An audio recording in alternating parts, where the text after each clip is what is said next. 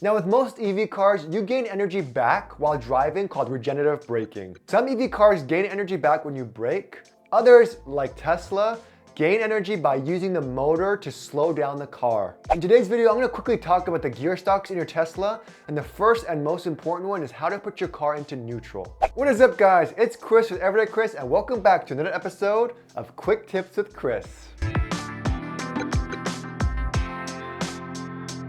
Now I talked about this in my car wash video, but putting your car in neutral is super important when you go into an automated car wash. However, if your car dies or needs to be towed, you also need to know how to put your car into neutral so it can move freely. But do not put your car into neutral to coast if you're going down a hill or anything else. The reason why is that in neutral, the motors aren't engaged, which means you won't get any energy back. However, if you don't own a Tesla yet or you don't know, Tesla's regenerative motor braking is really strong. This means on a steep decline, the car can easily slow down itself and come to a complete stop, which is essentially why you can easily drive your Tesla with one foot or one pedal driving without having to touch the brake at all. However, sometimes you just want to cruise down a hill and give your foot a break.